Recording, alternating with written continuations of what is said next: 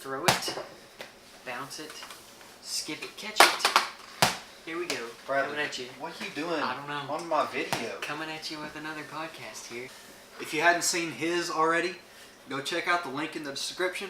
4B Outdoors, not 4B Bow Hunting Outdoors. There's been a major change in the YouTube hunting industry. Everybody needs to know about it.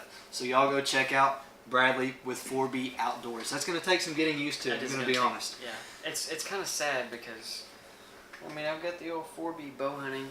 These will just be nostalgic, retired t-shirts. But I think it's fit for the best. I believe it's a good business move. Well, thanks. I agree.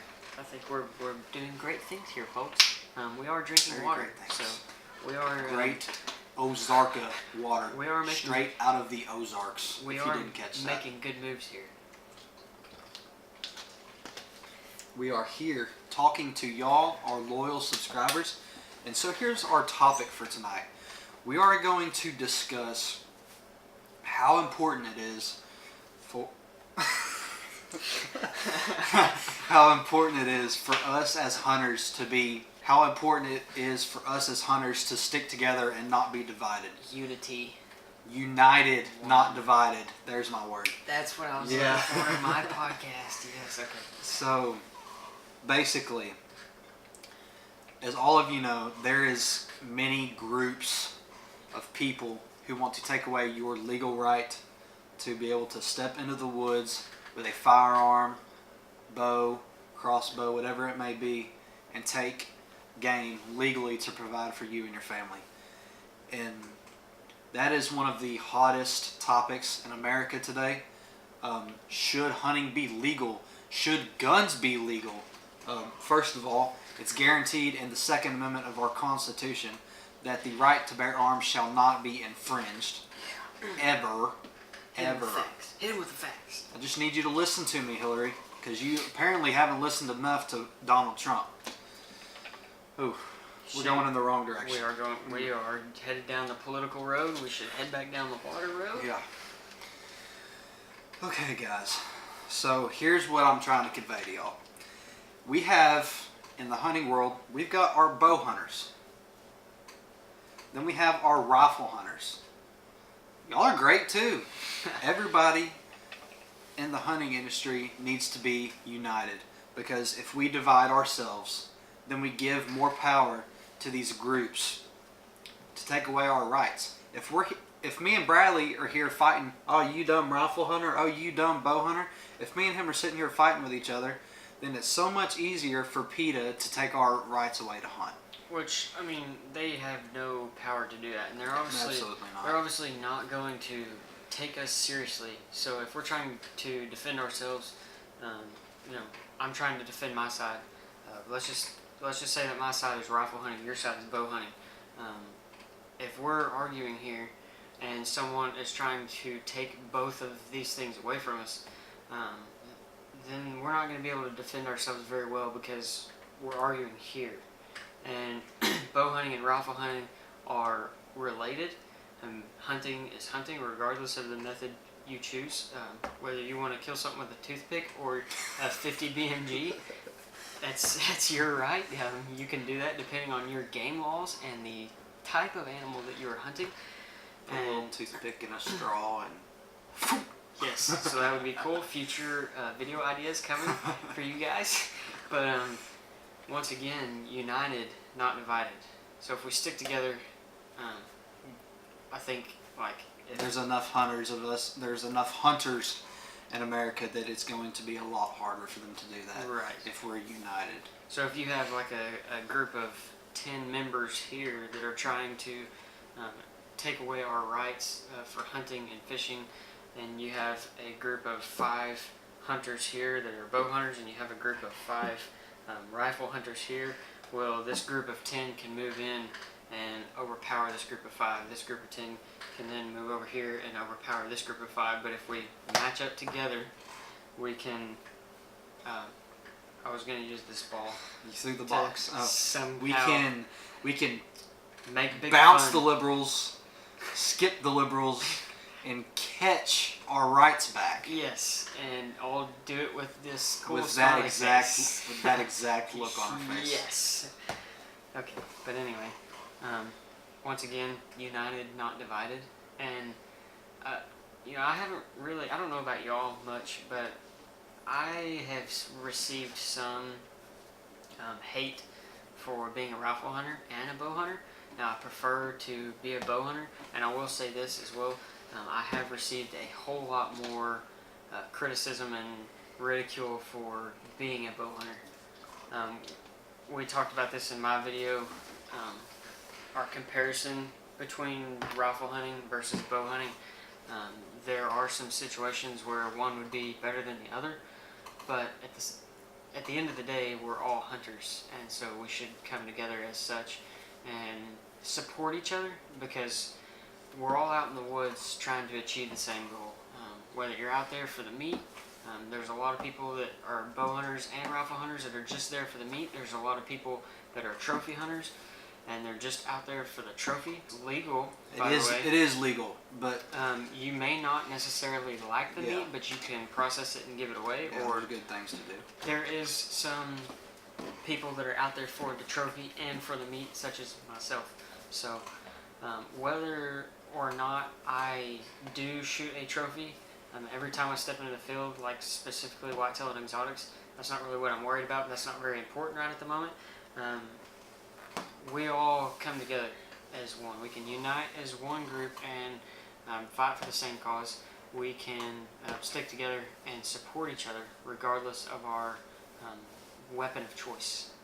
So along with that, there are a lot of people, not just ourselves, but it is kind of relative or more relative to people who have like some sort of social media presence, especially in the hunting industry or hunting in general. We are going to be receiving more ridicule, and like especially with the bigger following that you have, and so there's a couple of different ways that you can approach it. So like if somebody comes to you, specifically a leftist tree hugger that is a PETA member that just wants to save all wildlife, a lot of those people can come off as very arrogant, rude, and also ignorant. So, instead of ridiculing these people back the same way, instead of treating them the way that they typically treat us as hunters, we can be respectful. I have been in the situation many times where I've had a lot of people get mad initially for, let's just say, shooting baby piglets. So 3 with 1 arrow. Yeah, so I've had a lot of people get mad at me for shooting piglets, and even some white-tailed deer, like a spike that I shot. I had a lot of people. Oh man. Yeah, I had a lot of people get mad about that, and I had many reasons why I choose to shoot piglets, and I have many reasons why I choose to shoot 2.5-year-old spikes. And those details and those reasons aren't really important right now. You can scroll down and check those videos out. I mean, I think y'all have some. People got mad at me for saying I wanted to shoot one. Right. And I didn't. So, I mean, I have some good videos explaining why I shoot 2.5-year-old spikes and why I shoot piglets. There are some very good reasons for that, and I have received a lot of hate and ridicule for doing such, but when I took the time to just like take a deep breath and say, okay, look, instead of responding back to these people and being rude and inconsiderate, let's just take the time to explain it to them and be respectful, be nice about it, and hopes. I mean, a little kindness can go a long way. Exactly. These people, honestly, some of these people think that you're evil for doing what you're doing. I agree. So if you can just, if you show a little respect, a little bit of kindness, that can start to change how they feel about you. Okay, this is a pretty nice guy. Then they start to listen, and then that's how people's minds get changed. Absolutely. So you don't always have to be rude, and I kind of catch myself doing that sometimes. I'll have somebody leave a really disgusting or rude comment, and I want to come back with a really rude comment in return to try to do my best to make them look stupid. But a lot of times I have to delete it and start over and just be nice and be respectful and kill somebody with kindness.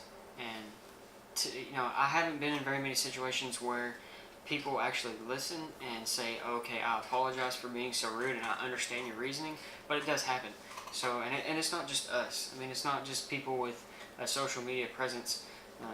I know that before you ever even started YouTube, you were kind of criticized by some family, like, why do you go out there and kill animals? Yeah.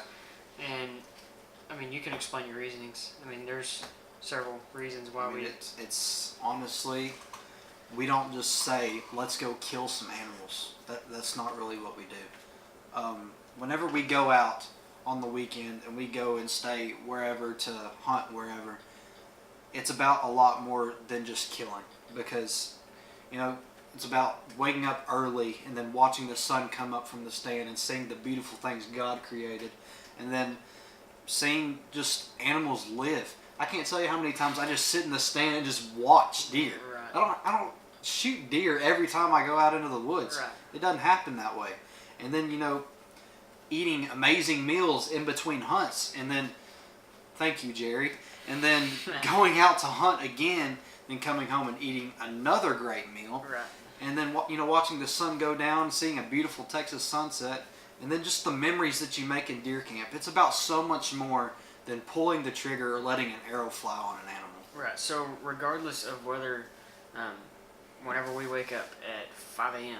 and we walk out of the cabin, regardless of whether I have a gun in my hands or a bow in my hands, we're still going to experience the same things. We're still in camp to achieve the same goals and experience the same things. And so, in all honesty, why does it really matter? So, as bow hunters, we're super lucky, and I feel like as a bow hunter, it's a much bigger challenge, and I enjoy bow hunting more. But I sometimes envy those rifle hunters that can sit back in a rifle blind or a tower blind a long ways back and run a heater on themselves in the middle of December. Absolutely. And keep themselves warm. So, hey, and I'll tell you, I have a respect for those guys that sit up there in the tower stand and the wind's blowing and they're like swaying back and forth. Y'all are crazy. So, in the end, we all have goals, and we're all in deer camp for the same thing. And whether that be trophy, meat hunters, trophy and meat, we're all experiencing the same things, enjoying each other's time, because I typically, whenever I go to deer camp, I don't usually invite people that I don't like very much. Yeah, so it's not something you really right. do. So we're there to have fun, be stress free, and you said it well earlier. We're here to get away from the daily stresses, and also on top of all that, we also go out to bring you guys content and try to share what we're experiencing as best we can. I think that we love doing that almost as much as we do hunting itself. Absolutely. This is something that we've developed a passion for, and I think it's a lot more fun whenever you have a camera with you, honestly, to be able to show these people what happened and show the deer you killed or the memories you made in camp or the biggest fish you caught, instead of just having to tell them. You can only paint a picture so big with words, Right. But whenever you can show them what actually happened and what your natural and true reaction was after the fact, it's just a totally different ball game, and it's just something that's amazing. Right, so it's cool to be able to share our experiences with you guys, and so the more people that follow our channels, the more dedicated we become, I think, and so it becomes even more of a challenge for us as hunters to take camera gear and equipment into the field with us, especially as bow hunters, because we've got that extra piece of equipment to worry about with a wild animal looking at you 15 yards away. And so, again, we are all for the same goals. We're all trying to achieve the same thing when we go out to the woods. I just thought about that time your camera fell off the camera arm straight to the ground. Yeah, that sucked. It was a very heartbreaking fall, and it has not been the first time that has happened. Actually, it happened twice, and I caught it the second time it fell out, and I was nuts. And you didn't get busted? No, I had a hog laying 8 yards in front of me. That takes some talent right there. Yeah, it was super scary, but it added to the difficulty factor. It was super awesome. I just want to know when we're gonna kill some pigs with toothpicks. Yeah. Okay. So we're gonna try that. We will attempt that. I don't know. What's the best way to up the nostril? You think? Right down the ear hole. Right down the ear hole. You have to have some pretty high pressure, I think. We should definitely try. Hook it up to like an oxygen tank and pump it up. Shoot. Yeah. Dude, quit giving me ideas. You know those little plastic wrappers they put on the end of the toothpicks? Yeah. The little colored ones? Yes. Fletching's on there. Heck yeah. So, again, he said it really well. I enjoy that saying, united, not divided. And I think that's really cool. And as hunters, we should support one another. And, just go have fun.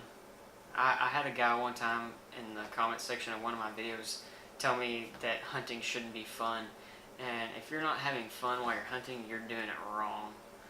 So, if you can go out and achieve the events of a deer camp and a hunting excursion and you don't have fun, it may be time to hang it up. You've got issues. People. You've got the wrong people in your company for sure. There's something wrong there. So, again, if you're having fun and you're having a great time, you're making new memories, you're learning new things, I would encourage to share that, because I know for me, I'm sure hunting, especially when I was in younger high school and even junior high, I'm 100% positive that hunting and fishing kept me out of some trouble that I could have been in. So, that's kind of a different rabbit trail that we're running down, but at the same time, it's kind of important to what we're talking about right now. If we're having a good time, share it and enjoy it with other people. United, not divided. We can, regardless of whether I'm holding a gun or a bow. Or both. Or both, absolutely. We can share these experiences just the same. Everybody love everybody. I feel like we should hold hands and sing Kumbaya. This went from a hunting podcast to a yoga session very quickly. On another note, how many arrows are you going to let fly tomorrow? That's a tough question. I've only got 5 left, so at least 5. Trace, your boy needs some more arrows. They are on the way. Alright guys, well I hope y'all enjoyed both of our podcasts. If you haven't seen his yet, go check it out. I think they were both pretty decent, if I say so myself. I hope y'all have a great week. Be safe out there, and we will catch you on the next one. Damn.